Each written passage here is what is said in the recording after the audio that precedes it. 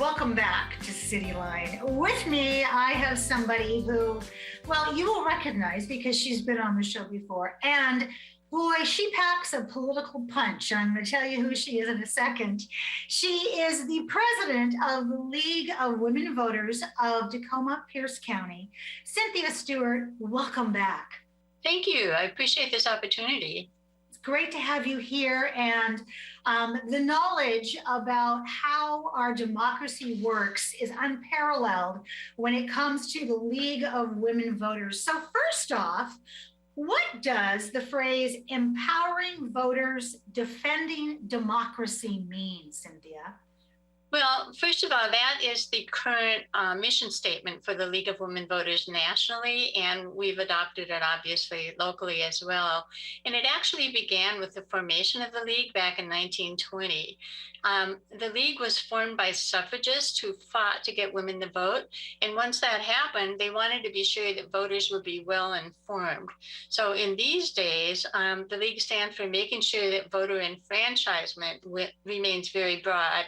And the theory is that our democracy won't work if we don't have informed voters with good access to voting. And so since we are strictly nonpartisan, we can work towards processes that ensure democracy for all. So we're empowering voters by giving them good information and defending democracy by making sure that everybody has access.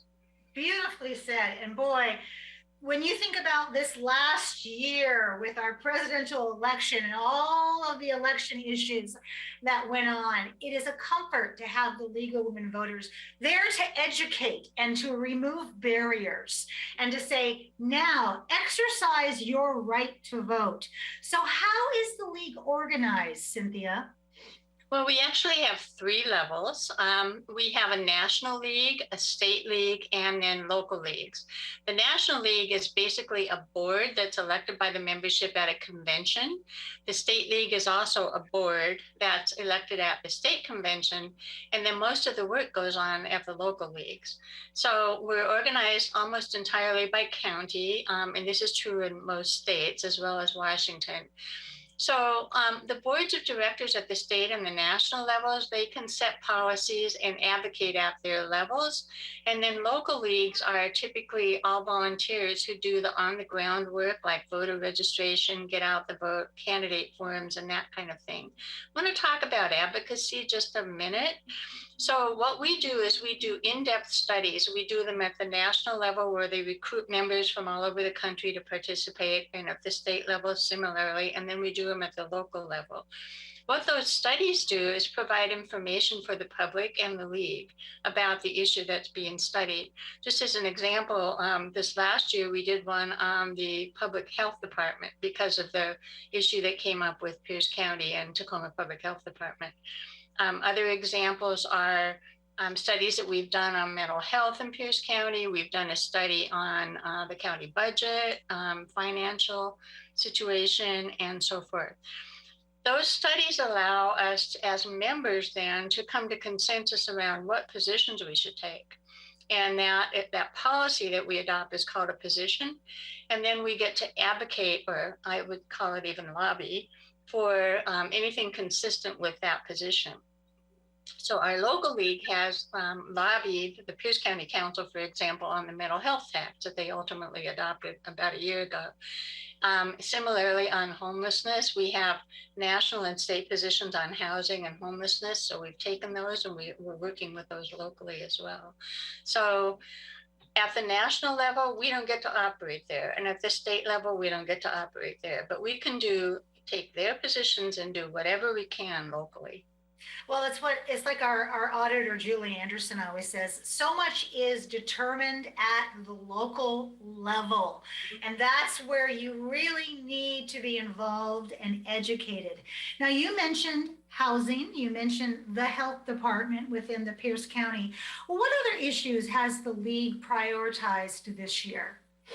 Well, this year we adopted 3 specific goals, and we use those goals to both frame our workload for the year, and also if something unexpected comes along, we use those goals to determine if it's appropriate for us to take up or not. So the first one is defend democracy and advocate for equity through voter services. So that's consistent with our mission. you'll see the equity theme here, because the second one is advocate for environmental justice in local policies and regulations. And then the third one is advocate to achieve shelter for all. And we've been working very hard on the homelessness issue for a number of years now. So whenever something comes up, we will go to those goals and we will say, does this comply? Is this consistent? And then if so, we'll go ahead and take it on. You know, back when, before COVID, when we had a lot of different activities that could educate us about how to vote, I saw the league always with tables being, you know, registering. There was so many things that of activities that the league did in our community. So how has that changed now that we are dealing with the Delta variant, and just as we thought we were almost back into normal, Cynthia? Well, that is a really good question. We had started going back to we had planned to go back to our in-person unit meetings, which are local level meetings of our league members at different parts of the county. And we use those meetings to talk about issues and get acquainted with each other locally. We had to cancel that, and we're going back to our virtual meetings, which are less than satisfactory for many of our members. In terms of voter registration, we're going to be doing some programs in the schools and the high schools. So that can still be done in person under those conditions. We are doing less voter registration now because so many people are registered. We're shifting our focus to getting out the vote and trying to figure out ways to actually motivate people through various social media and other kinds of strategies to get them to actually exercise their vote. So those are the things that we're doing now in light of the Delta variant. You know, Cynthia, you totally took me down memory lane when you said high school, because I was an 18-year-old in the September of my high school year back in 1982. Yeah, I've dated myself. There was an election in November of 1982, and I will never forget voting. I had been waiting forever to vote because my family holds that in high esteem. And I just can't even comprehend that the seniors that you're going into and getting them registered, they don't know what they're in for, just the privilege and the honor of checking those boxes. No kidding. Yeah, it is an honor and a privilege, and we don't want to lose that privilege, so we need to use it. That's right. So who is eligible to join the League of Women Voters? Is it only women? Oh, heavens no. So to join the league, anybody who's 16 and older, and it can be men as well as women. We have a number of men who join, and we have some men on our board, so, and have had for a number of years. So anybody 16 and older. So 16 and older, are there any other requirements to join? Pay the dues. That is it. Just fill out a form saying you want to be a member, send us your dues. Now, we do have a student rate, which is only $10, and that should be pretty affordable. And we also have scholarship opportunities. So if somebody wants to join and they don't have the $75, which is the regular annual dues, they can apply for a scholarship, and that information is kept confidential. Okay, but on the website, I'm sure there's more information that would lead you further to getting information about a scholarship. So you've talked about the goals of the League of Women Voters, the 3 goals, and what I was hearing was it was so connected about removing barriers and really getting information out so people can make informed choices. What forums is the League organizing for this fall 2021? We have a lot of forums coming up, and I'm very excited about this fall. So first of all, we have 23 separate events coming up between September and November. And that includes 9 candidate forums with TV Tacoma, which actually, it doesn't include those. In addition to those, then we have 14 virtual forums for candidates outside of Tacoma. And then we have 3 additional city races that we're co-sponsoring that are duplicates of the ones on TV Tacoma, but they're going to be directed specifically at affordable housing and homelessness issues. And that's in conjunction with the Tacoma-Pierce County Affordable Housing Consortium. And then we have a forum series coming up beginning on September 15th called Racism Evolution, History to Hope. And this is a series that will have we'll have 5 different cultural categories in which people will talk about both history and their personal experiences with racism in this area. And then the 6th one has to do with hope, which is based on a principle or a practice that an organization called Kids at Hope has started.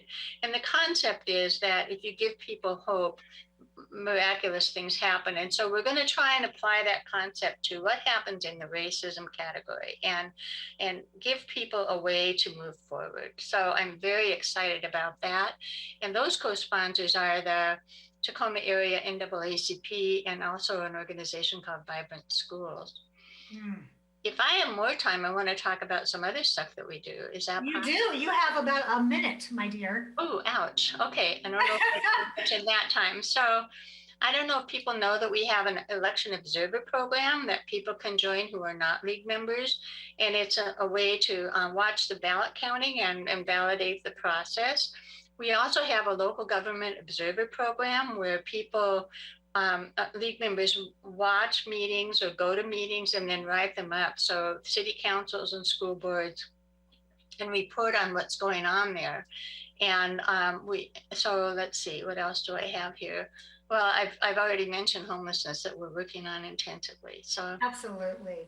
Cynthia, I want to say thank you so much to you and to the league for providing such a sense of secure knowledge. As we've said, the league doesn't endorse candidates. The league gives us all the information we need to make an educated choice. And I thank you so much for all that you do. And I especially for this new focus you have of removing barriers. Because let me tell you something, it's the old Benjamin Franklin saying of, bad politicians are elected by good people who don't vote. So thank you, Cynthia, so much for providing such a great platform for us. Well, I want to say thank you also to you for letting me come here today. And I just want to acknowledge that this is all because of our members who are incredible volunteers. So they get all the credit. Well, a huge thank you to your members as well. Thank you. We have much more to come on CityLine. Don't go away. We'll be right back after this quick message.